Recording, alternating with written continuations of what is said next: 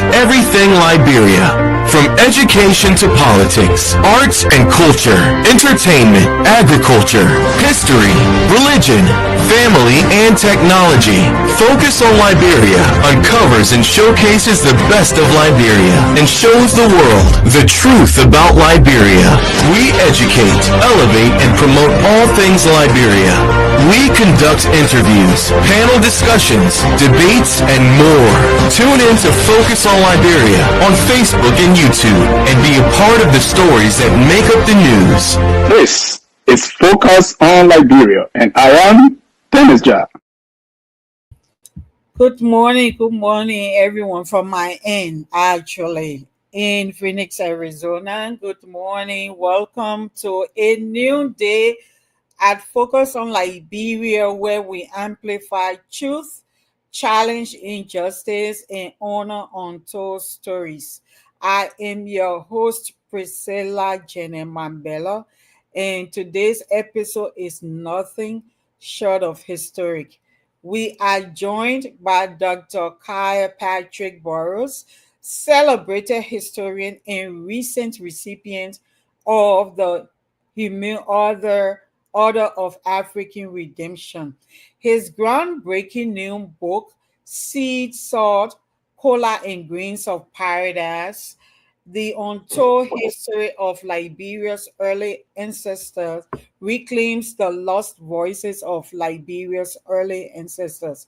From oral traditions and sacred symbols to caste systems in colonial erasure, Dr. Boros takes us on a powerful journey that reshapes everything we thought we knew. Get ready to explore over 30 years of research, truth telling, and radical reframing of African history. Let's make every day a new day for justice. Let's begin. Dr. Thank you for Boros, that introduction, Priscilla.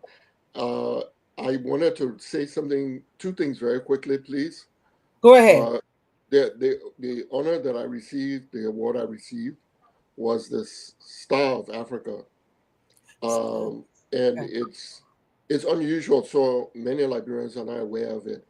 I too, when I first received the notification of the award, I thought it was the Order of African Redemption. Oh, okay. Because the Africa in the two titles very Mm. similar, and we usually hear about the Order of African Redemption.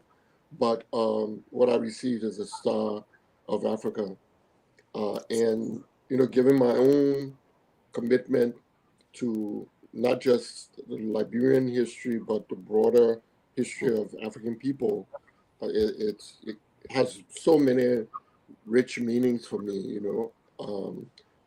To have that in the title. The second Yeah. thing I wanted to say is earlier in your introduction, you mentioned that Honorable Ketekume Mori was going to be on, and he said he wasn't familiar with this book. But I just wanted to say to my brother that he is familiar indirectly, because this is a version of the Cola Forest book, which he knows very well. That book brought him in contact with me. And so what this is a abridged version, shorter, a lot more illustrations, and the language is not so scholarly. It's written so that a broader audience will be able to appreciate the history. So in many ways, he's familiar with the content, although he's not familiar with the packaging. Yes. Okay. Thank you. Thank you. Yeah. Thank you for the clarity for the award and yeah, the repackaging. That's what I thought. I thought it was a repackaging of a Mhm. previous work that you did. Yes. Because during the interview with your son, you were talking about you were able to discuss how you try to repackage it to bring it to the everyday person's standard. That's So right. thank you for making that clear. So you heard the audience, Dr. Boros weaves together oral histories, African sources, and cultural artifacts to challenge colonial myths and reclaim Liberia's pre-1800 story.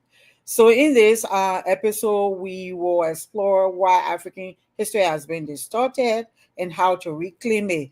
Matrilineal power, people, spiritual traditions, and the rise of merchant classes, how oral traditions preserve dignity and truth, the impact of migration, drought, and resistance on today's Liberia.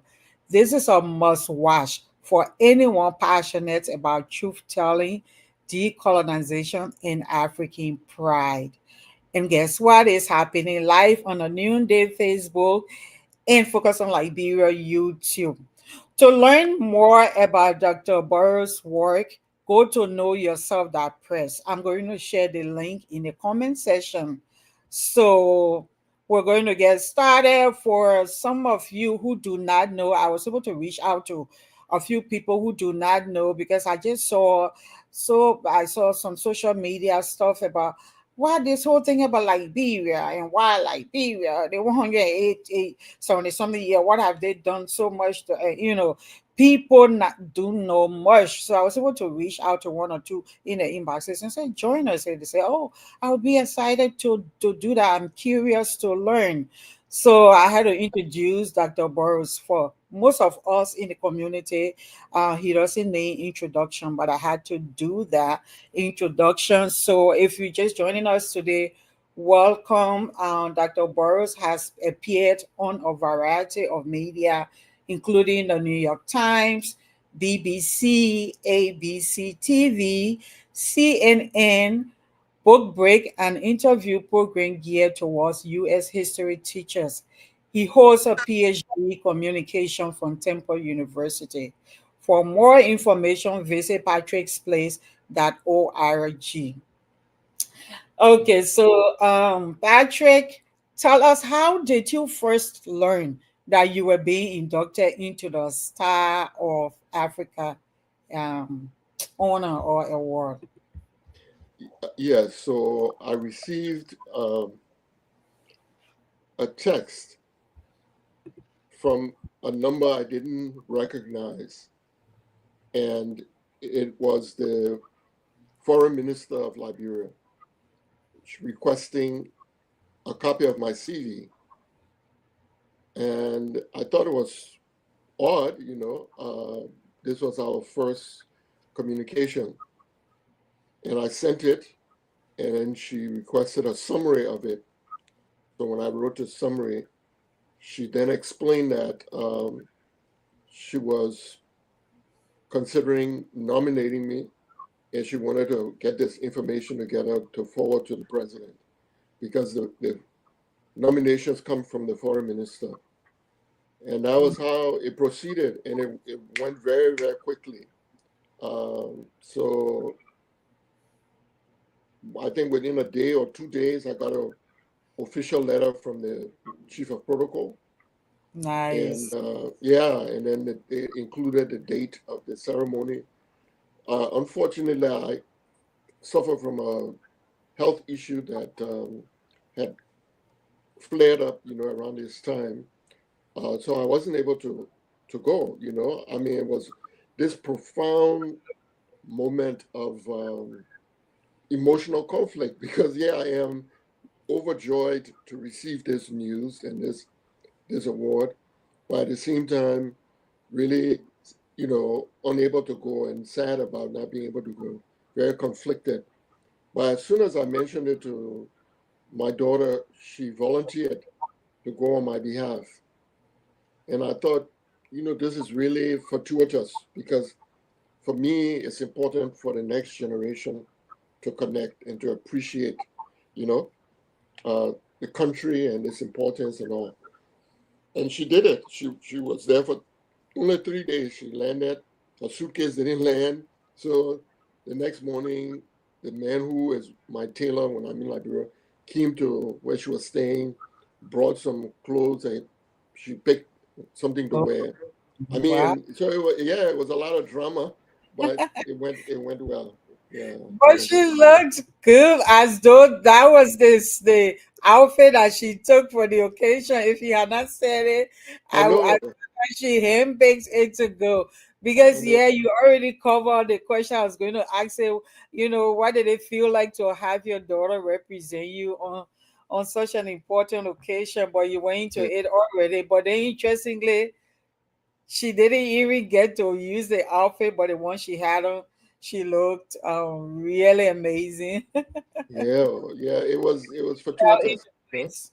Yeah, it really Yeah. was. Yeah, wow, that's good. Okay, so what does receiving? I know you in passing, just alluded to it. I thought because it's the introduction, but if you want to go a little more further into what does receiving this award mean to you personally and professionally? Wow. Yeah. I've spent some time, sitting in the appreciation of it and the value and the meaning. Um, and I'll tell you, the journey has been long and challenging and difficult. Priscilla, you know some of the challenges, Yeah. but what I would say when I first started, there are a couple of the books that I've written. One of them is Power and Press Freedom in Liberia, which is pretty long. Um, I think 300 plus pages, something like that. And then the Cola Forest book is 400 pages. Anyway, when I started writing, it was those books that I was working on, right? And the the prayer that I had was that I would finish the book because you're always concerned that your work might not be complete. Anything happens, and nobody will be able to step in and finish it for you. Mm, Writing is like that. Research is like that. You go, you collect all these documents, and you start to process them, but nobody else has access. If you're working on a different project, a construction project, a building, or some other people can come in and finish the job, right? So my mm, concern was like, wow, I hope people will be able to read this one day, and nothing will happen to me before. And then the books were published, and that concern, that anxiety started to fade. But as the books were printed and people are reading them, as an author, you're not always sure if people value what you're doing, if they don't give you feedback. You understand? yeah. And oftentimes now on social media, what happens is we use emojis. Yeah. So if you do something and people come to give you feedback, they'll give you a thumbs up. They give you a clasp hand to say thank you, and that's Mhm. it. But as an author, if you wrote 400 pages, you're hoping that when someone reads it, and maybe they'll give you one paragraph, comment.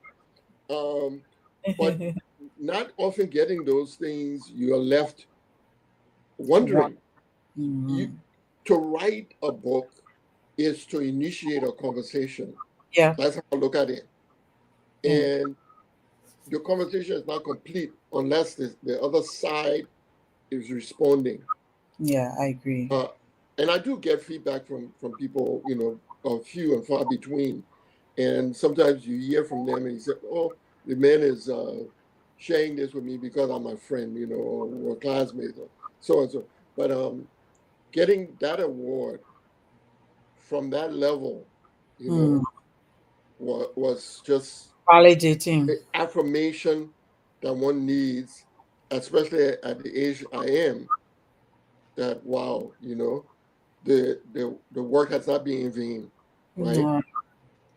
There there are two other reasons why I think it's valuable. The second is that the work that I've been doing, and not just me, there are many other Liberians also. Some of them younger, so they may not be as well known. But one person who is known is Fambulet, Kau Fambulet, who is on focus on Liberia as well. And the point I'm trying to make is that there are a number of Liberians who find the common narrative, the dominant way that people explain Liberia to be too simplistic and destructive. And I say destructive because when you simplify a people's history, oftentimes what happens, you strip them of their humanity, because human beings are complicated, or human beings are complex. Yes. So we have come to look at Liberian history purely, in many accounts, in ethnic ways. You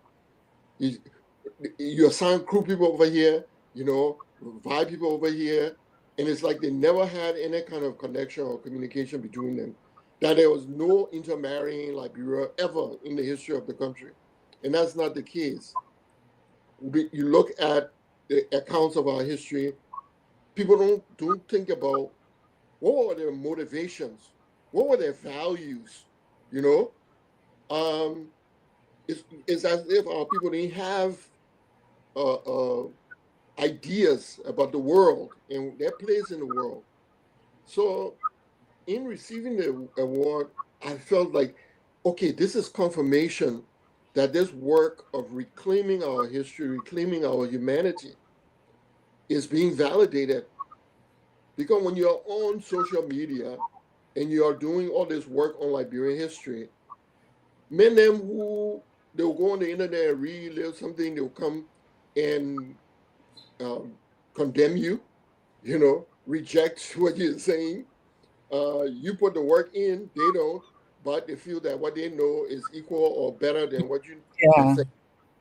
And so I thought, okay, I guess the attempt to rebuild, to tell our story in a complicated human way, equivalent to how other people's histories are written, is making progress. And this is an honor for that. It's an acceptance by the government of that. And the last thing I would say is that it felt really personal and good for me, because my parents came to Liberia from Jamaica. And my father came in the 40s. When he was leaving, the Caribbean economies were in a depression, really. So a lot of people are leaving to go to New York, Miami, or Liverpool, wherever they could go to find work. And he and a group of Jamaicans came to Liberia. And those who went to the UK would be like, oh, my man, you want to come on this? I said, no, I'm here. This is where I need to be. And yes, and so from Shows my Liberia Jamaican-born parents who claimed Liberia as their home. This was like Liberia reclaiming them, and they made their own contributions. My parents started the first commercial coffee roasting business in the country. Jamaicans like their Blue Mountain coffee, and also when they came and they found the Liberian coffee, which is so flavorful, they started that business. And so I just felt like, wow, okay, Pape, oh mom, this is for you. Yeah. Oh man, that's such a fascinating and really human. Like you say, as human beings, we are more than one thing. Thank you for Yes. sharing that. I thought that is so beautiful. The tribute you pay to your parents, especially in another interview that I watched. Um, but then I was like, and that was not the first time I heard you explain this story that I would like you to share with Focus of Liberia audience, because I shared that with my son. I like, when we're talking about, for me, I've always believed uh, the universe or God. I believe in the life or death lie in the power of the tongue and the way you call people, the atmosphere of the universe, order itself to work like that. Um, so most times my son believe in that. So sometimes when I think he's sad, when I say, "Hey, blessed, are you depressed?" Like one time, he was just indoors for some days, and I asked him, he said, "No, I am blessed. My name is Blessed." Remember, so Yes. I shared with him your story. And I like, people can live in that name. Dr. Boros, so I shared that clip. So I need you to just share with us how you said, I like that story about when your parents gave birth to you, and Oh then they yeah, said you like the yeah. your So basically, they don't come as Canada. uh, when they came, I had two older siblings who were born in Jamaica. They came with my mother, and about a year after she arrived, she was expecting. And by then, my father had been in Liberia for a few years. He had friends. They came over to visit a few weeks before the baby was due. They're sitting, the men them sitting together drinking, and the lecture shifted towards, so Boros, what are you going to name this child? This is the firstborn in Liberia. Yeah. And somebody introduced the idea that, the name needs to go, if it's boy or girl, you have to work for either one. The name that they are going to decide on. No ultrasound, you don't know which it will be. So by the end of the night, the group reached a consensus that the perfect name for this baby, the first to be born in Liberia, should be Liberia. So my father's role was simply to go and tell my mother that this was going to be the name, right? Because then they have had a meeting and decided. And my That's mother, though they were the one who were pregnant. uh, but my mother is the one who told me this story repeatedly. And she said when my father came to her with the idea, she said, "No, I'm not naming my child after her country." Um, and the result was that on the birth certificate, of course, the names Carl Patrick were there. But the men who were around that table that night, they never called me anything except Liberia. And because they were friends of my father, I saw them often. And if they saw me, walking from school or whatever, and I would just hear Liberia, and I knew it was me. I'll turn around and answer them. And so when I was reflecting on why is it that I spent a lifetime working on the history of this country, there are not many rewards in doing it, you know. And people look at you and say, "Well, your man wasting his time, yeah, wasting his life." Um, why did I do it? And my reflection lead me back to the fact that that name That's was what I was. given, that purpose, that mission, was given. And Yep. so, yeah, so I thank them for that. Yeah, you No, see, you were, yeah. I mean, just the story is really, I can see for some of us who believe in the way, spirituality work, I can see how that doesn't factor into the fact that you were born for this. Yeah, you were born for this. So you fulfill that Liberia prophecy. So okay, Liberia, let's go ahead and see. yes, sir. Okay. All right. So can you explain a defining moment? Anyway, you already said reflecting, you think this was the reason why. Because I've been wondering, with all the 30 years, was there, when you look back, what stands out as a defining moment? Can you pinpoint?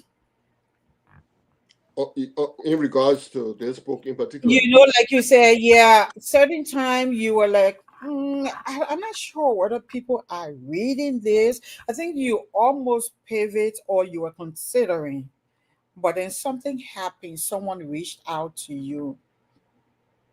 yeah. Well, it's more. I hesitate to even say this, right? Given the fact that people look at the world differently, and some people might take it a different way.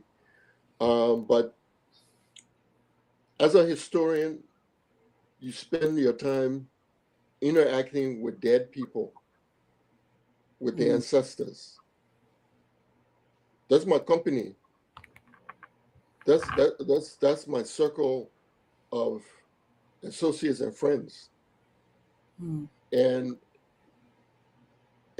so when I've gotten discouraged and I'm trying to think about maybe I need to, look at something else, it's almost like they come back and call you and said, we need you to tell our story, and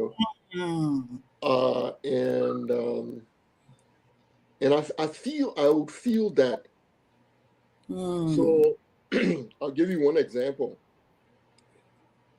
The late esteemed Dr. Mary Antoinette Grimes Sherman, first female president of a university in Africa, was a profound influence on me. And she wrote an article on Liberian intellectuals from the 1800s. And one of the people mentioned was Hilary Teach. So I thought, but all I knew about him in school was he wrote the Declaration of Independence. While her article sparked an interest for me to look into Teach's history, right, his story. Because her mention of him was short, one paragraph or two. And so when I finished my dissertation, which was on the media in Liberia, and Tish was an editor of a paper, in the process of writing my dissertation, I found more information on him. But the more I found about him, the more interesting he was appearing to me. I became enamored, He had a sense of humor. So I give you one example of his humor. He wrote an article and he said that in a newspaper in Freetown, they had reported that Hilary Teach had died. And he said, no, I just want you to know that I was busy making garden in my yard because the economy is hard. And so for those of you who owe me, who have been collecting the newspaper while paying, please send my money because I'm still here. And when I saw that article, I said, wow, this man, I love his sense of humor and his intellectual ability. Long story short, I never thought I would be able to locate details of his life. But it was like I was being led. And then I found an article, someone wrote about his father. And based on that article, I found the plantation on which Hilary was born. And then I started, with that information now, I could go to that county in Virginia, look in the archives, and then I started to find more information gradually, step by step. And that young man was about 16 years old in Richmond. And 5 adults got together to found the Providence Baptist Church. If they were founding the congregation, not the building, right? So they were going to create a church because they were anticipating immigrating. Okay. And he, 16-year-old, among them. Wow. Yes. Wow. Very impressive. But the point I was making is that I felt I was being led to tell this story. And I did. And after I wrote the book about him, collected all his writings, put them together, a few people bought a book. The books are in libraries. But I felt like, how do I get this man's story to the public? I think it's important for Liberians to know. Okay. And someone said, you should write a play. I said, I've never written a play before. And one night I was sleeping and some words just came in my head and it woke me up.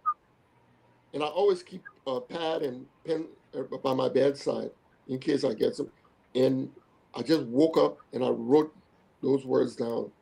And those are the opening lines of the play that I did.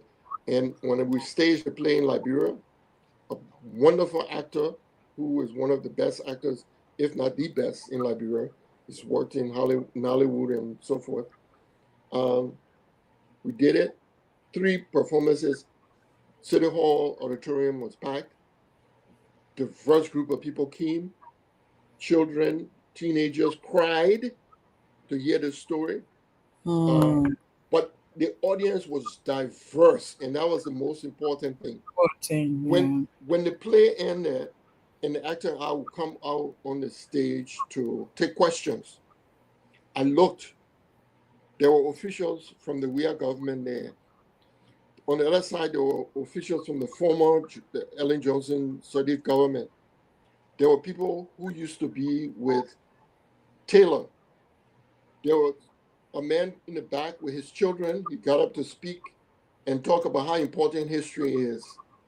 And then the actor told me, he said, that's the man they call General Buck Naked. And I'm like, what? But that is the power of history. The power it has. Together, these people. Bring people together.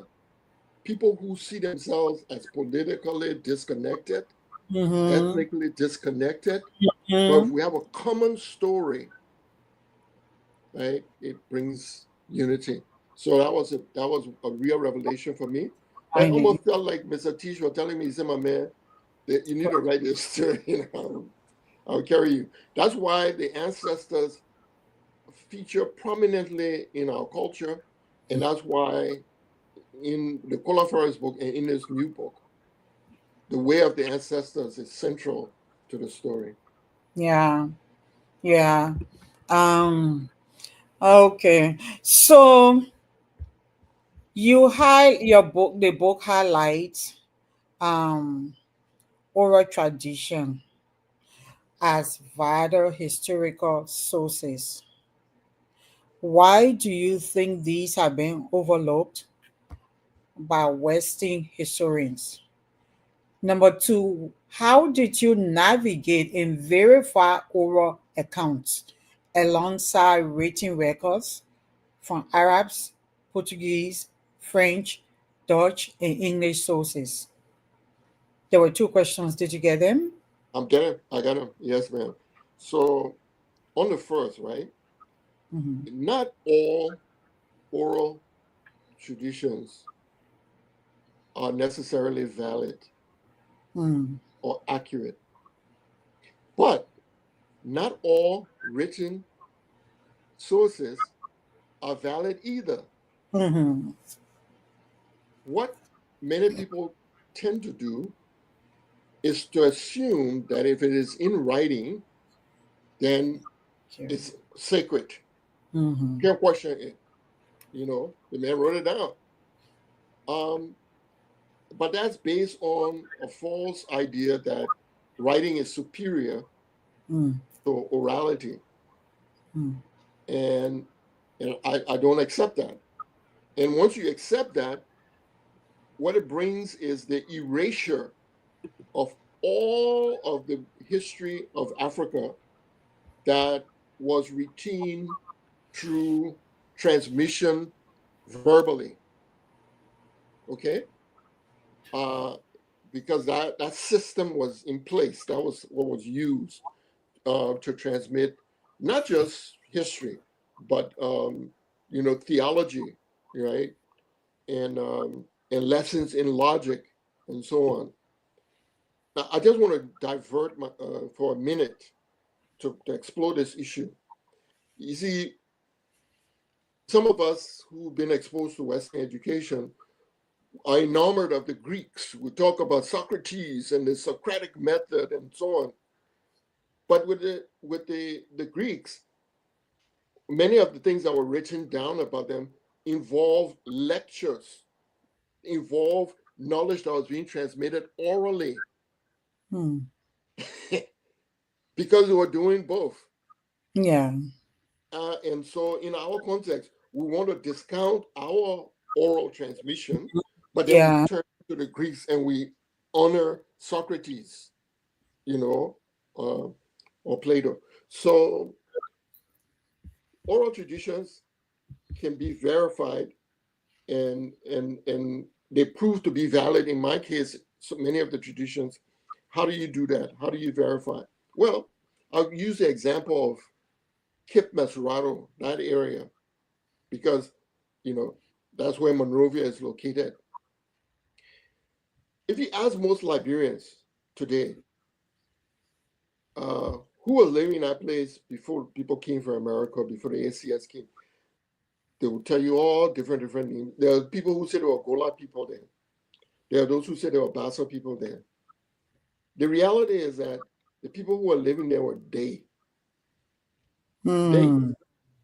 Now, we don't hear much about the day in Liberia today. No. Well, just because the day are few now doesn't mean that there were few back then. But that's what happens when we don't appreciate history. We take what we are seeing in the world right now and we carry it back. We imagine it backwards and we say, oh, if it is like this, it was always like this. No. Yeah. Okay. So how do I verify an oral tradition of the day who say we came to this area first? We came here and then we spread from Cape Mesurado to Cape Mount. How do you verify something like that? I have the oral tradition, right? So how do I verify? Okay, I go and I look at the oral history of the Gola. Now, the Gola today are numerous in Bombing area, Bombing County, right? Yeah. And some are in Cape Mount. But the Gola said when they came, they met the day. You see? Then that's the other part. So the day said they established Bobolu. And they did it as a place where they could meet merchants to exchange goods, to barter. And the main good that they were selling was salt. They were boiling seawater because they reached the sea earlier than other people, right? They we could say, discovered the ocean. And they figured out that they could boil the water and get salt. And salt is important for human existence. So they started selling salt. And people in the Sahel didn't have salt where the empires were. So they decided, we want to sell salt to the people, but we don't want them to see the ocean. We don't want them to know where they see the water. Trade secret. Right? I mean, but that's what shrewd business people do. Yeah. Release the Where the eating was coming from, yeah. Yeah. And that's what I was saying about giving our people credit for intelligence, for, all the human qualities that we give to other people. So they created Bobolu as a trading town. Okay. And they will go there to sell the salt. And then when they leave, to get back to the coast, you crossing zigzag in the forest and nobody can follow you, and they go back. Well, they said the Vi came and met them. Then when you go to the Vi oral history, the Vi say the emperor of the Sahelian, trading community directed a group of people to go and look for the source of this salt. And they got lost. They didn't know where they were going. Some people got tired and they say, you know what, we'll sit down here in Sierra Leone. And those are the people that are called Kono. And the other people say, we'll go in front and we'll continue the journey. And those are the people that are called Vi. And they hit the coast in Sierra Leone, and then they branched and went eastward, and they met the day in Cape Mount. That's what their oral history said. But then, in the records in the Sahel, and those people are writing some of these things down, they say that the emperor sent people to look for salt around 1200 in the current era, AD. Yeah. You follow me? Yeah. Okay. So we got the written records, if we want to insist on using written records, but if those written records confirm the departure of the Vi ancestors, right? And then we match it with the oral history of the date. Then the other people say, yeah, we met the date and put it together. And finally, the archaeologists in the 1970s found pottery near the mouth of the Po River in Mesurado. And they found salt in the bottom and the fire on the bottom, what people were boiling Yeah. water. Yeah. And the decoration on the pottery conforms to the day decoration. Okay. So when you put the pieces together, you can get confirmation that some of these oral traditions are valid. Yeah. And the Or best part, I feel I need to share this. I'm sorry no, for go ahead. interrupting. Yeah. No, go ahead. So the oral traditions that I was using, right, from the day, were from they were collected in the 1950s. Because Okay. it's important. That's important because the war has scattered people, and a lot of old people, are dead now, and those traditions are being lost. But a few days ago, someone reached out to me, and I wish I could call his name. I don't want to do it without his permission. But he called. He said, "I heard you're a person who writes history of Liberia." I said, "Yeah."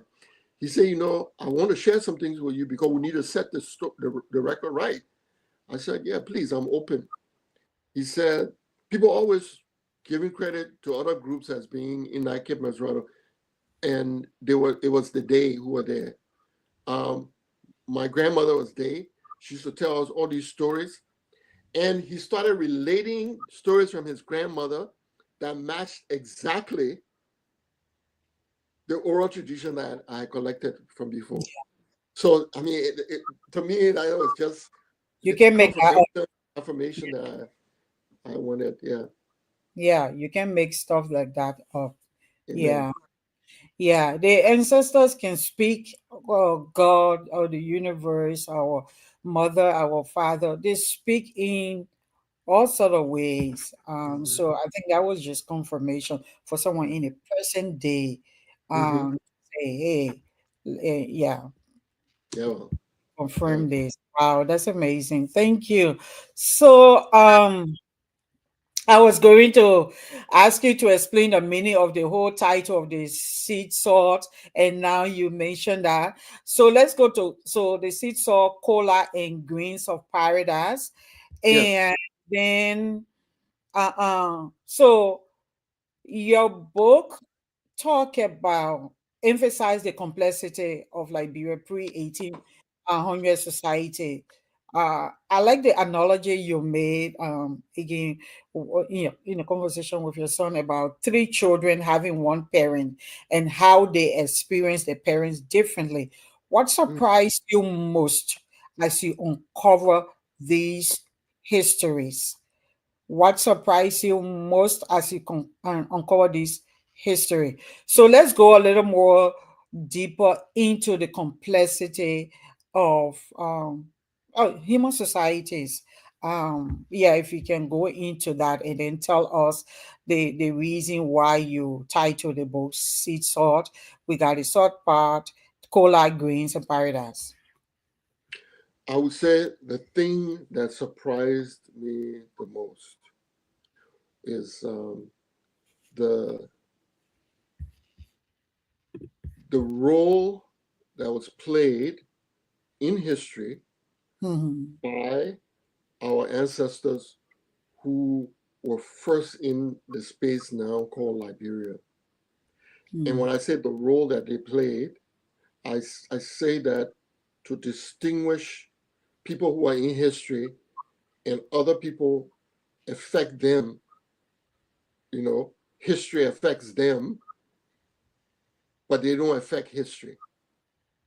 Unpack that a little more. Yeah. So the way Liberian history pre-1800s tends to be told by anthropologists and by many other, scholars, and many of those scholars are foreign scholars, and then their students, Liberian students, take what they say as sacred, you cannot question what these people have written. They were And inspired they, by the Holy Spirit. they Say are that they and they take it as sacred, and so they say, some of the anthropologists, our people were hunters and gatherers, meaning that they were at a low level of human existence. So when I approach this work, I don't go in with assumptions. I put aside those things as much as I can, what other people have been saying, the conventional wisdom, put it aside. Let me look at it for myself. Fresh especially the eyes. dichotomy of this whole African, how they call it, American Liberian and settlers and native something. All of it. And now we're looking at it before 1800. We're looking at the population that doesn't include the people who came from America. Later. So, but here, yes, a challenge, Priscilla, for me. Many of the folks who are on social media explaining Liberian history in a way that is so negative and is disempowering to Liberia, they will collapse the people who came from the Americas and their descendants into a flat group. They are all criminal, they are all corrupt, they are all negative. But on the other side, they don't have a story that is complex and human about those who were there. So what you have is a history of victims and villains. Yeah, okay. Wait, no hero inside. No people who were thoughtful or complicated, whatever. So the point that I'm making that was important for me and discovery in a way was that if you read the literature on West African history, people say, yeah, people are smelting iron in our area, right? Because the iron mines were there, the iron ore was there. So people are melting and making iron. But then they'll give credit to the Malinke, Mandingo, who came, that they brought that knowledge, that wisdom. Then when you go and read the history of the Sahel, there are foreign scholars who argue, oh, but they learned how to make iron from people outside of Africa. And the credit is always going somewhere else, but the credit was never with us, okay? Yeah. But what I went in and I unpacked was that there were many things our ancestors discovered and gave to the world. And one of them was cola. And the reason it is called cola is because it came from the people we call Gola. Okay. But when the traders from the north who come to buy it pronounced the Gola, it came out with a K sound in their language. But again, from looking at multiple sources, it's the Gola ancestors who first discovered this. Okay. And we think, for me to use the word discover, because some people say, oh, my man, you're trying to make this, trying to make it fancy. You're trying to, no. For you to study the properties of plants and to discover that some of them have pharmacological, properties, right? That's a process of discovery. And they learned that cola, the seed, can suppress thirst, and all those effects that it has. And so people started buying it, and in the Sahel especially, you need to suppress thirst, the place is dry, etc. And Kola is now embedded in West African culture from Senegal all the way to Nigeria. And it's embedded not only as something that people chew, but it's a symbol of hospitality. You come to visit, yeah, cola, piece of cola. Friendship, Yeah. we divide a cola, you take this half, I take that half. That's my good heart. I'm not poisoning you. I'm sharing exactly what I'm eating. You take one, I take the other one. It has ritual purposes. And you go to the grave of the ancestors and you chew the cola for them because they can't chew anymore, and you share it with them. So it is embedded deeply and in multiple aspects of the culture. We, our ancestors, are responsible for that level of influence, right, throughout West African culture. Sea salt, like I said, the day ancestors boiling seawater, selling the salt all the way to the Sahel, major international trading network. And the greens of paradise refers to Malagueta spice. Okay. Yes, and the Malagueta spice originally grew only in between River Cess and Kepamas, period.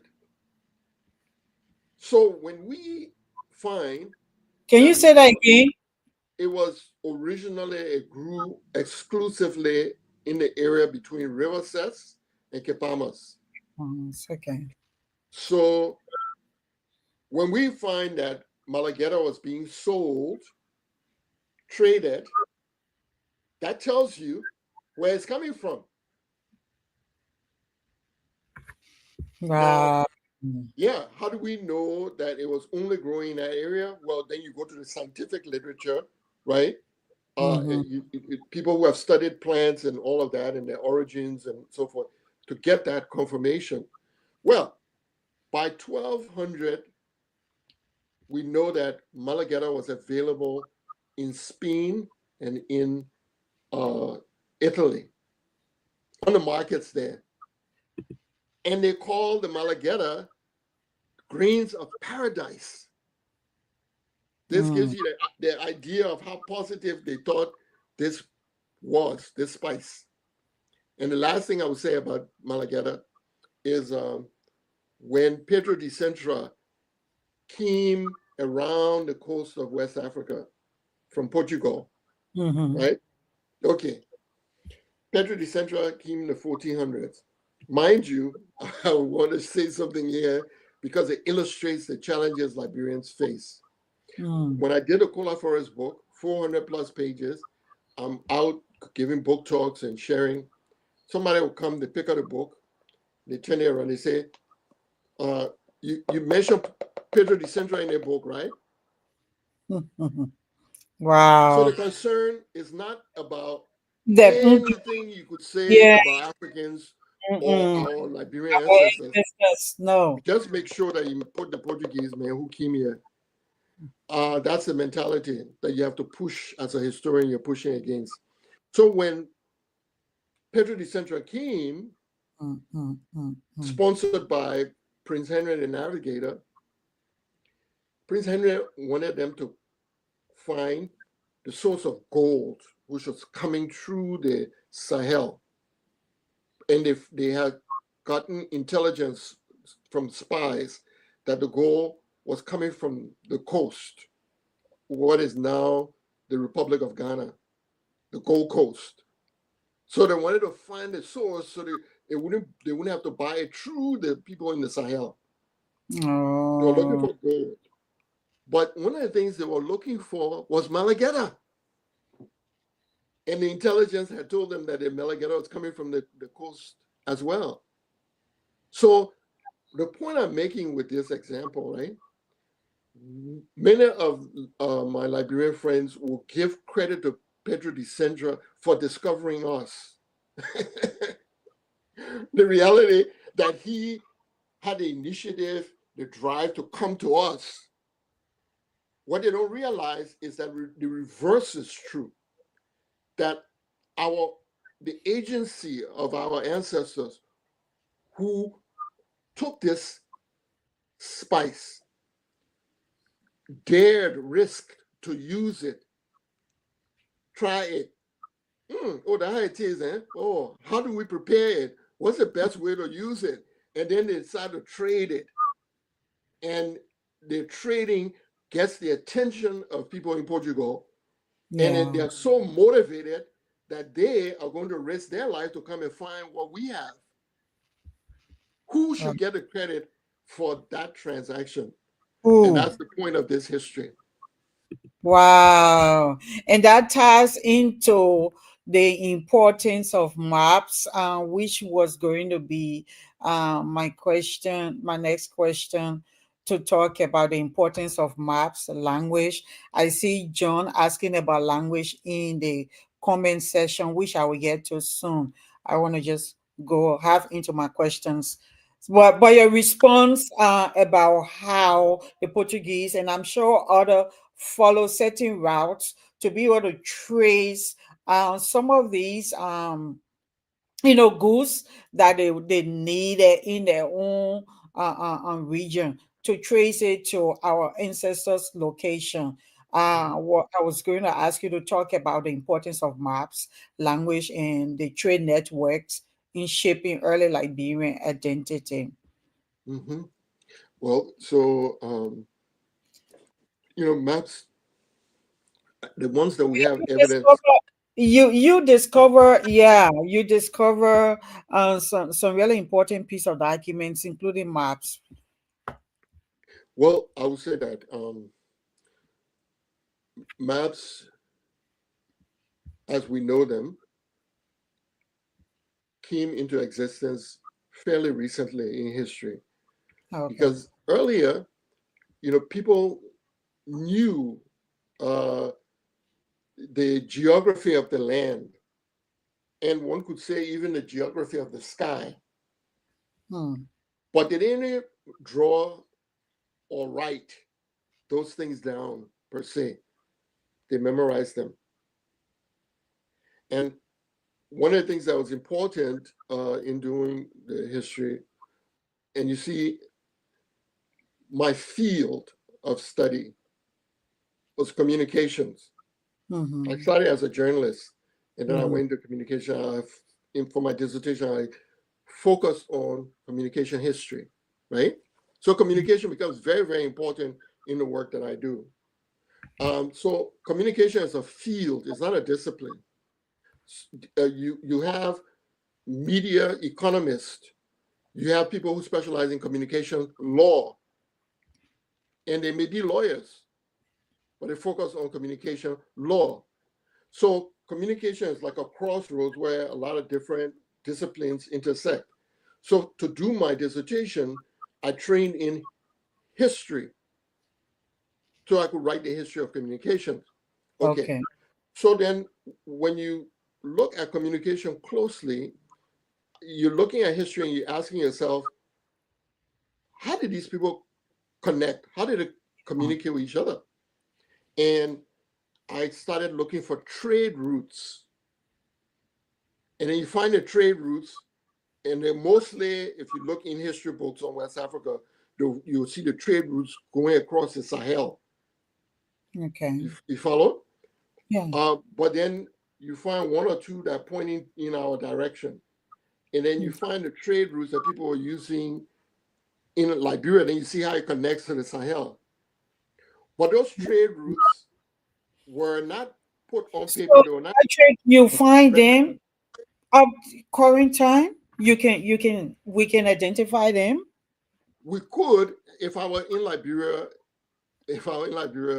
teaching or with resources, that would be part of the work, to go in and find those old trade routes and put historical markers. We need a historical marker. Bopolu, one of the oldest continuously inhabited towns in the region of West Africa. We need that. We need a marker where Pedro de Centra's ship came, turned around, and went back. And we need markers on those trade routes, right? But the trade routes existed. The people who were in the know, they had it here. when I did the Cola Forest book, there's a map of the sky, which I included. The sky, how it looks from Africa, not from someplace else. And it talked about how the ancestors would use the appearance of a particular star to signify that it's time now to clear the field to plant. Because we talk about a weather report, but the weather is, changing momentarily, and it could be hot today, it could rain tomorrow, kind of thing.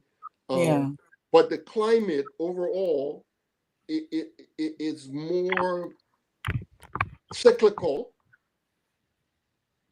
and it changes more slowly. We know when rainy season will begin. We know when dry season will begin, roughly. And those keep coming. But in between, in the rainy season, it could rain heavy and then stop. And then sun come out and then rain. You know what I mean? So you can't rely on the weather report per se to decide when you're going to plant. So you should watch the appearance of the star. I included a map of the sky in the book. Well, a man I never knew, I didn't have any contact with, contacted me. And he said, "My brother, you don't know what you have done. My grandmother used to point to that star in Bon County, in the village, and tell me," he said, that's the thing we used to use to decide when to plant, to start clearing the field. He said, "You have confirmed what a woman used to tell me."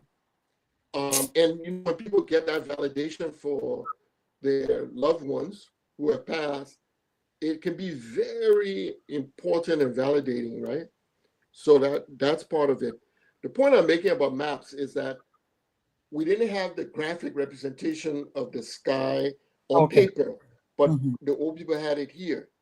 And then the map for how you travel West Africa, we didn't have it traced out, as far as I know. I haven't seen a surviving example, but people had those recorded in their heads.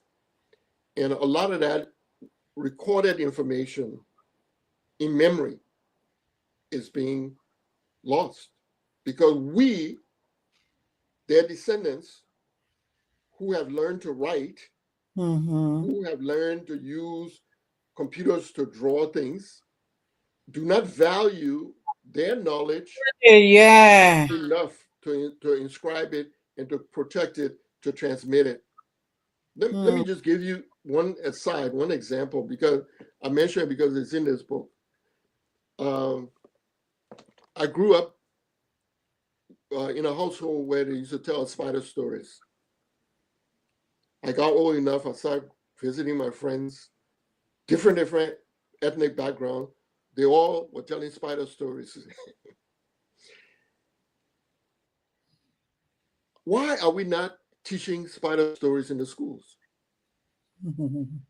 Why do we not have spider stories on television in Africa?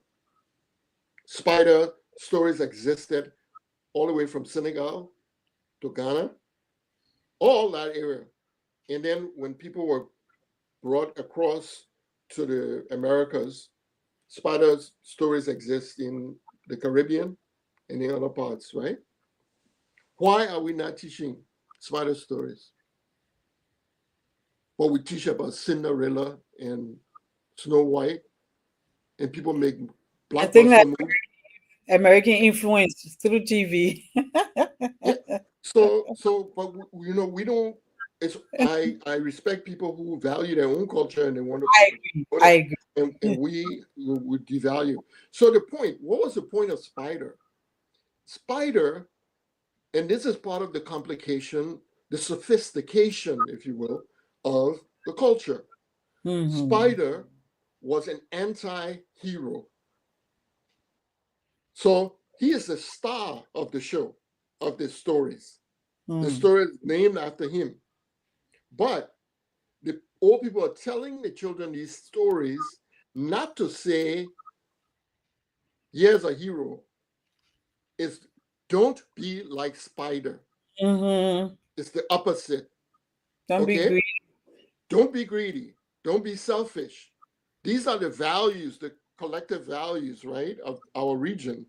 And how do we teach our children the right way, the path? They say we'll do it with these. They are entertaining, they are amusing stories, they have music in it, so it will help them to remember, right?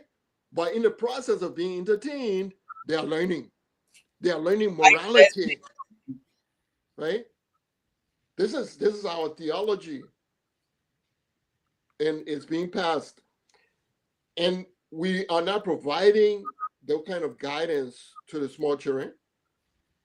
And then we'll look back and we'll condemn their behavior and Mhm. and so forth. Yeah. Yeah. Some of us were so blessed to have um our family griots, the old Yes, man, and you yes, got to finish doing your homework, doing your yes. for anyone that's going out in West Point, That's and right. we nights where no television, no electricity anyway. Sometimes when you say LEC carry current, but we have Friday nights for storytelling, and we It- had the elders taking turns. So tell us moral stories that will tell you moral values like spider, don't be greedy, That's and right. stories like be trustworthy. I remember a particular one where there was song, they went to an occasion, something happened, and they trusted that he wouldn't say it when they go back to the town. But he Yeah. kept inching it through, he kept pointing out another person and said, look at Patrick, he wants say it to we're happy. He's the one who wanted to say it, but he kept saying Yeah. kind of stories, yeah, about respect confidentiality. There were just different ways we for I was blessed to grow up Absolutely. environment like that, and so many elders, grandmothers, and grandfathers telling us stories in my language. So I agree You with remember you. you were you exposed to Babum Baby Mom? Baboon baby ma. You know, oh, they said, they said Babum, you know, everybody was living in the village together, right? And this woman, she gave birth, but she wasn't pleased with the appearance of her child. She felt like she could improve. So she was doing her own sort of plastic surgery. Every day she's trying to fix the ear and fix the nose and make it look. And the next thing you know, the baby became so ugly. The people in the village told her, carry out your baby and go live in the bush. And that is how Babun came to be. Oh, Because the mother was trying to overdo, doing something and improve on something that was yeah. perfect to begin with. Okay. So my children grew up in America, but if they are overdoing something, I just say Bible baby man, they know what I'm talking about. That's enough, Leave well enough alone. Okay. Don't overdo it.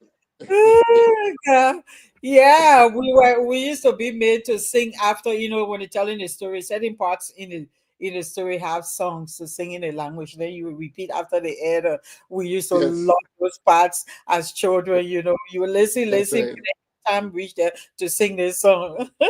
Yes, yes, Uh, yes.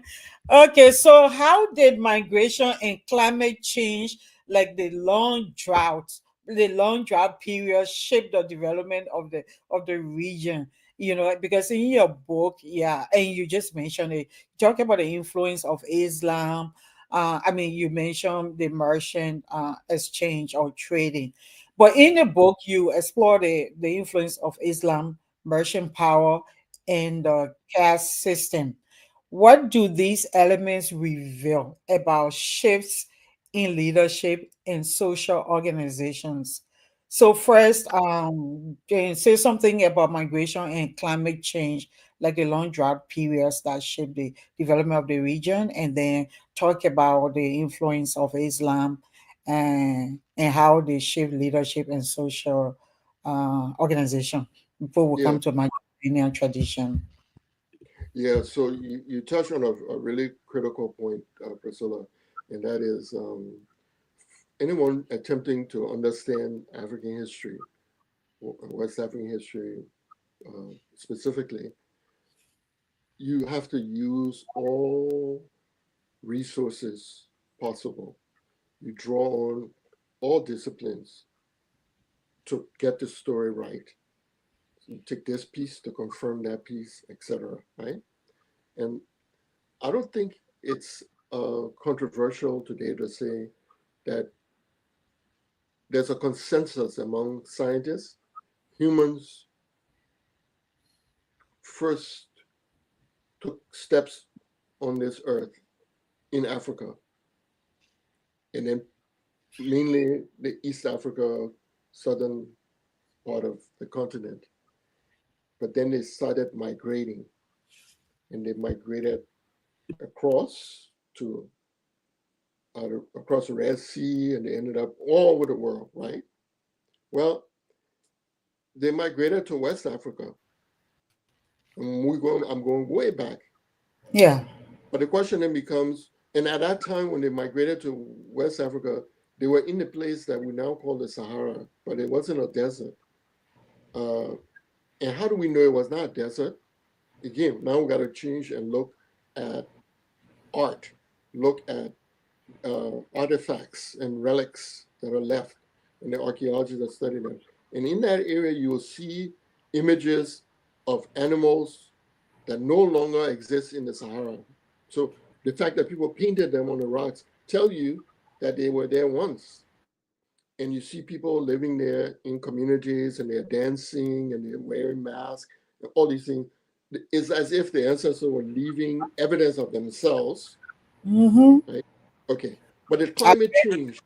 Already. And when the climate changed, and that green Sahara, that green area of West Africa dried up, people had to go where there was water. Yeah. And they started migrating south. Prior to that climate change, our forests were so thick, it was almost impenetrable. But people braved the way, and they came in, and they began making life and cutting the forests and settling and so forth. So climate change has influenced our history. And there have been times where, even in my lifetime, in the 1970s or so, there was a drought, severe drought in the Sahel. And people started migrating towards Liberia. Okay. Follow? And the climate change that is beginning now, and the scientists are predicting will get worse, is going to probably cause people who are in the Sahel to move south. Those eventualities we need to be prepared for, but we need long-term thinking, policies, and so forth. So climate change influences history, to answer your question. Okay. And then your other question was? My other question was about is Islamic influence the Emergent power in the caste system, how they shifted leadership in social organization. But maybe before you speak to this, you also point out that your research points out that we had a matrilineal tradition that changed over time. So how significant were women leadership in the economy before this shift? Yeah, we have Matrilineal. exactly. So we have evidence of matrilineal organization of society from early on. Unfortunately, we have traces, and we can put the pieces together to see the picture. Okay. But if you look at parts of Africa where the people were keeping these records, you see female leadership at the highest level repeatedly. You take an area like Abyssinia, now Ethiopia, and it's said that the Queen of Sheba came to the biblical area and encountered King Solomon and so on. Well, this woman was the head of the state in her region. And that was uncommon in the history of Ethiopia, women leaders. In ancient Egypt, women leaders repeatedly, Nefertiti and so forth. And we see that pattern in other places. But in our area, we see the trace of it where even in more recent times, women like Suakoko, and others who ascended to the highest office in their regions. There was no patriarchal barrier that was insurmountable. This is not to say that male chauvinism and patriarchy didn't exist. That's not my argument. But what I'm saying, we like to assume that if it existed somewhere else, then it was worse in our area. And that's an argument I have with a lot of Liberian feminists. They look at our area, our world, through Eurocentric eyes. Yeah. And so owning land, the Liberian Constitution allowed it for women and men when they didn't exist anywhere else.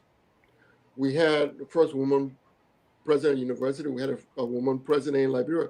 Many parts of the West haven't had those, right? So, or didn't have it when we did. And go back before 1800, that trend was also there. So the transmission of land holdings, the land holding family, oftentimes it went through women, right? And women played a central part in the power structure of the society. You take Poro and Sandy in those parts of Liberia where they existed. The Poro society the leadership would render judgment in capital cases, criminal offenses that were so serious that it would be, involve capital punishment. And they would render the verdict and say, yeah, this person should be executed. But it had to be approved by the Sandy Society leadership, because the logic was women bring children into the world. They should have the final say over whether they should go. So in that arrangement, one could say that Sandy had the ultimate judgment, but if you don't want to go that far, you at least can see that it was a complementary power structure. Mm-hmm. Yeah. Yes. And part of what happened with Islam coming to West Africa was that demoted women's power was the empires in the Sahel relied on a warrior class in order to expand, a warrior caste, if you will. So you read the history of the Sahelian empires, you'll see that the people often came to power militarily. They were like coups, coup d'etats, right? And then the man will become an emperor or, ruler for that place. And for him to move, somebody else will come and coup d'etat him. So when people use the label king, there's this implicit modeling of our thinking on what was happening in Europe. But when Europeans use the word king, they have a meaning. It doesn't mean anybody who is at the top of the government, because a president can be at the top of the government. You follow me?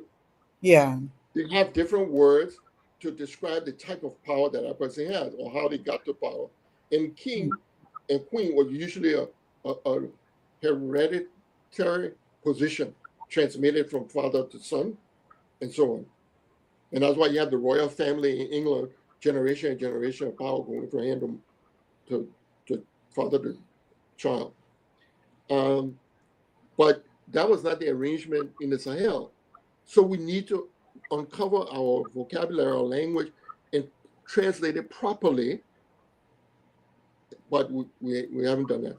Anyway, they relied on a military caste constantly to take power, to expand, and to conquer, and to capture Africans who were sold. And in that reliance on armies, the power of women became depressed. You follow? Mm, The power balance shifted. So yeah. you now have in the folklore of these regions a glorification of warriors. And I hear this among Liberians who approach these things uncritically. They're like, yeah, the man was a warrior. This was a great warrior. But warrior implies war. It implies conflict. It implies violence. And Violence. yeah. So then, Child, is that what we're worshiping? Is that what you want to enshrine? really? But there were other stories about other people who, but we don't want to go there anyway. So as the power shifted to men, they depressed the power of women.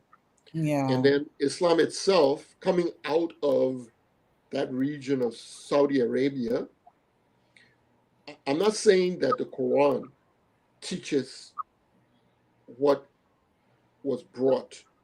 Oh no, I know Because, the difference. okay, because Culture, I'm speaking to your audience now. oh yeah, oh yeah. But I mean, we've had Islamic scholar on a noonday, but yeah, thank you for pointing that out. Yeah, yeah, people so mistake the there's a culture way in which uh, with the a religion. religion that emerges in a particular region Mm-hmm. ends up with the people who are in the forefront. They fuse their culture with Exactly. With the they religion. view the two as inseparable. I Mm-hmm. know this because I went to Catholic school, and when I was in Catholic school, we learned Latin. And why did we learn Latin? Because the Roman Catholic Church developed in Italy, in its early days. So at that time, it was taught that Latin was sacred and all the other languages were inferior. Mm-hmm. The first people who translated the Bible into English were executed by the British government because what they were doing was considered blasphemy. Mm-hmm. So the Arabs who came to the Sahel often brought a extreme patriarchal Arab culture, Yeah, which they packaged in the name of Islam and said, yeah. this is the position women are supposed to have. Mm-hmm. And that reinforced, the submission of women. I remember a record from one of the empires, and I don't recall the Arab scholar who, at the moment, I don't recall his name, but definitely he came, he was visiting, he went to one of the top Islamic scholars in the area. I believe it was Timbuktu. And while they were talking, a woman came and sat as part of the conversation. And this Arab became indignant. And he said, you call yourself an Arab, Islamic scholar, and you allow a woman to come and be able to listen to us. So you could tell that the cultures were different, Mm-hmm. although both were co-religionists, right? Mm-hmm. But yeah, so I think that those two elements are what I would highlight in terms of the shift of female power. And thank you for mentioning critical thinking. We really, I don't know whether I don't want to think that we do it intentionally. For most, maybe for some, if not most, like we don't even think about it, but we embrace this, like Catholicism. Some of us, we grew up as Catholics. Both I grew up in the Catholic Church. My father, you know Mm-hmm. so but yeah, all your coming up, especially Lenten season, you have to do all of these kind of things, and then Friday, I mean Saturday night, just stay in the church and saying something in Latin I don't understand, but Saint Patrick, your only answer, pray for us. Saint Joseph. Then when you come to your ancestor, African ancestor, when you say and God of Dodra, and then someone say, no, you being demonic or satanic or that's worshiping ancestors. And you're like, okay, what's about all the other Italian people that we're calling saints here, asking them to pray for us? It's not worshiping them, but then if it has a name of a cruel woman, then that's witchcraft and ancestor worship. But because these people, they package the religion we receive from them in their culture, we consider it inseparable. The entire package we say is Yep. sacred. We don't question it. The same way Yes. with Islam. But Patrick, if I can read some comments so that the audience can be so upset with me. Please. Reward says say he's watching. I don't know from where. He's watching, and then Scott say watching from vacation with Dr. Boros being on. I have to pause everything and watch. Yes, guys. Thank you. And then someone jokingly referred to you as Liberia. They say, hey Liberia, when I call you Uncle Liberia. Yeah.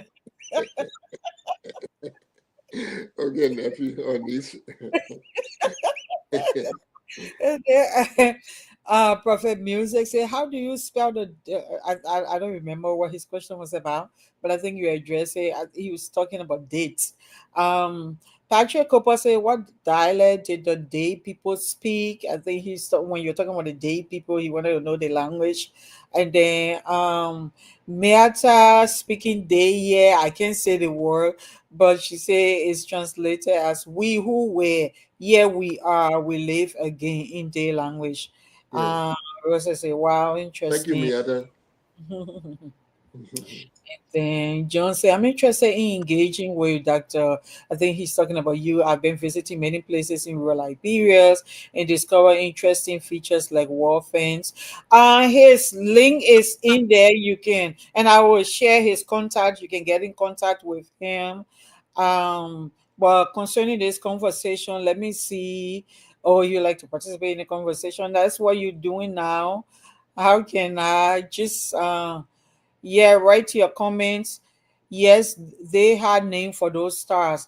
It's John again. You were talking about the stars, and John said um they have names for those stars. Um I'm sorry, I didn't realize I wasn't putting the comments on. Jeremiah Pay said we need to teach our history. I mean Liberian history. We also need to teach civic and culture. Mm. John said my father co-authored a book titled Tales from Bandi Land. This book tells most of the traditional Bandi tribal narratives. Mhm. Uh, Thank you, Jeff. then Jimmy Eastman said Queen Zuditu. Also, I think when you were talking about women Swakopmund.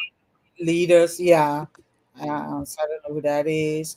Uh, Hamilton Zilli say, is it possible to compile those stories? I think you're talking about Sparta's story, Sparta, etc., into what is termed as fantasy literature and teach them in our schools. Here in the US, I did a course called Fantasy Literature where we read some books such as The Virgin, Potter, etc., drawing out moral lessons. Um, May I respond to that question, yeah, please? yeah, go ahead. Yeah. Hamilton, I appreciate the question. I do want to point out, though, that not all literature is fantasy. So I have a book. I haven't published it, but I just Once compiled upon a time, wow. stories, right? It's called Once Upon a Time, which is what people would There we are in time. a story. Yeah, then the children answer time. So it's a collection of our oral literature, or people call it orature. Okay, and so some of them are historical accounts, but not all. Some explain why things are the way they are. That's a point of the story. But those are not fantasies, right? They are not offered in that sense. They're not that genre. So just how in European Western literature you have different genres, in music you have different genres. Hip-core is not the same as hip-hop, etc. So it is with orature. You have trickster tales, and then we have our fantasy stories as well, right? And you can tell because the things that are accomplished in those stories are so wondrous that they defy gravity, logic, whatever else. It just tells you that the human imagination can go in many different directions. So yes, we have our fantasy stories, but I would insist that spider stories are not fantasy stories. They are morality stories. They are designed to teach right from wrong. They are the basic of our theology, uh, developed, packaged for children, so that from early in life they are guided. Don't be selfish, okay? Don't be greedy, okay? And so forth. But that's a different purpose. Let Yeah, me put my book the back. spider Yeah, spirit. Don't be you're working to the same place, and this this is true experience for me. You're working to the same place, and then they send the organization invitation, for example, for Sweden, and then for another country, and yeah, then yeah, the training program the same time. You take both. You want to fly from so, and just give it to the yeah, other worker in the office. yeah, Let exactly. all be a part of empowering the staff. But yeah, I digress a little. I hear uh you. no It's blame. very important. Kebe say amen. You probably said something that she was agreeing to, and then someone say, oh, John too. Oh, my John say Kevin. Kebe and Kebe Yeah, Numba. I was Yeah. just joking. I said I found my Kevin, but I was joking. Oh yeah. John said, correct, Dr. Burrs. The women have latent power or final words. I think when you're talking about the Sunday, Yeah. this thing about the relationship between the poor and the Sunday. Magnus Cassell say, very interesting and refreshing. Um, and then someone say, Sam Heidi say, what will it cost to fund a study for these markers? Oh, I think he's talking about when you were talking about the Yeah, yeah, history. Yeah, I yeah. think that's what he's talking about. Sam, Um, drop your information so I am inclined to think that you're proposing to fund them, and so maybe we can get in touch and yeah. drop some miles so we can do it. All right, appreciate Budget. it. Okay. So how do you see the way of we just have few more to go. How do you see the way of the ancestors and indigenous traditions continuing to influence Liberian culture today?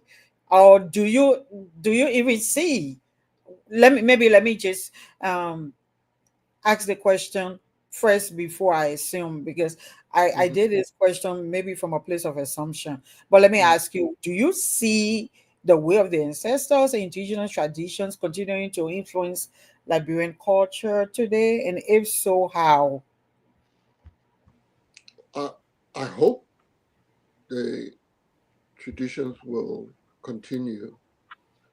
Um, I the Italians have an expression.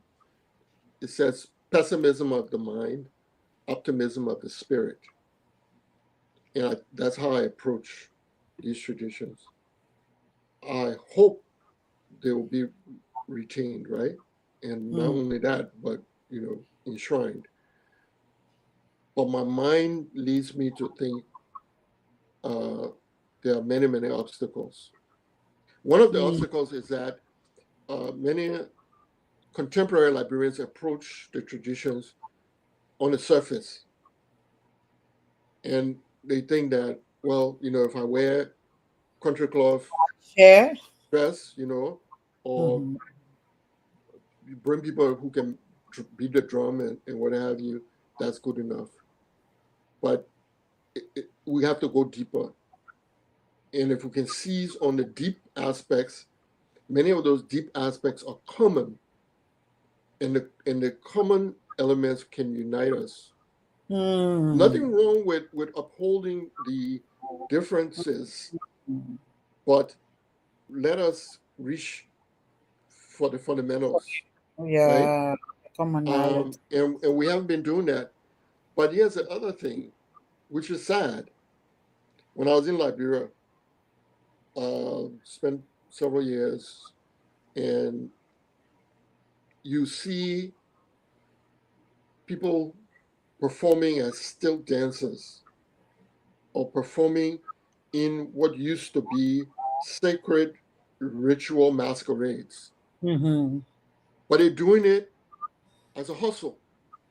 I know. Yeah, in the cities, in Monrovia, in Banga, they'll come, and if they see tourists or they know that on that particular day there's some foreign delegation that's coming, Mm-hmm. those guys will get together. The man who is in this the mask and his friends. Sometimes the clothes that they're wearing, in fact, they have nothing to do with tradition. They'll just be wearing any kind of thing, and they'll come out They and hijack our people. they hijack the tradition, and they are Yeah. using it as a hustle, and there's And no control. So devalue. so then exactly. Can you imagine, like other people's culture being hustled like that? So I think a mind shift is needed if the tradition are going to be, protected. And I found it interesting the other day. I saw a social media post, and someone was calling for the traditions of Islam to be taught in the schools. And he said because he went to school and he was taught about Christianity and the Bible. Um, but I found it interesting that he jumped to Islam. He went to Catholic school. So yeah, if you go to parochial school, the people are going to teach you your tradition. There are Islamic schools in Liberia. Kids learn about the Quran. Mm. But should government schools teach religion Any when religion. we're not even teaching our Our traditions? We're not teaching like, folk tales. We're not teaching spider. Now, if we don't do it, who will? So that to me is how far this trend has gone, which makes me somewhat pessimistic. But my hope is that the book will maybe, for those who read it, cause a kind of reassessment, a rethink, um, to see that there were good things, valuable, that need to be kept and carried forward. yeah. I was really grateful when I received it and started going through it, and I got to the part of the ancestors. I say, uh, Dr. Boros saved me a trip. I mean, I will still make the trip, but I'm working on my book, and and you just helped me to do the leg work. Some of the content and the materials in here. I said good. So Uh, I would just to share, like if you look here, this page, it yeah, presents the iron working tradition of the Gisi in Liberia. And you see the Gisi pennies, which is yeah, part of it. But those sculptures were carved using iron tools because they're stones that were being carved. And so to carve them, you use iron tools. And it's interesting that the people of ancient Zimbabwe also created iron, and they created stone sculptures using iron tools. So the knowledge of iron smelting was so sophisticated on the continent. And then on this other page, are the trade routes that I was able to locate, across Liberia. Thank you, thank you, thank you. But you shouldn't think to send again. I thought you say you wanted send a ma. You alle, you do the work here when send a ma. Then you just tear that page and say, okay, Sam, you just need to get a copy of the book because the work was already done. Sam say, Mike, this is Uncle Mike. He said, I didn't hear anything about the crew people. My man, I I can't mention everybody here, right? Yeah. But it definitely, I can assure you, everybody's in the book, right? And the crew are Get a copy. front and center, Robbie, in the book. Yeah.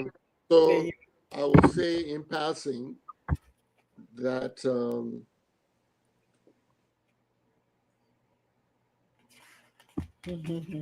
I grew up on Bushra Island, and the place we lived was isolated.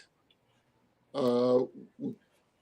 were under a cotton tree, which also influenced my choice towards history because cotton trees and associated with ancestors and history and all of that.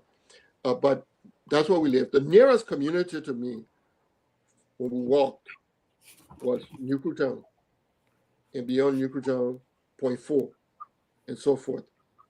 Most of the kids in the area, when you ready to put together, neighborhood soccer, I wasn't a big soccer player, but if nobody else was on the field to choose, maybe the men will pick me to go on the team.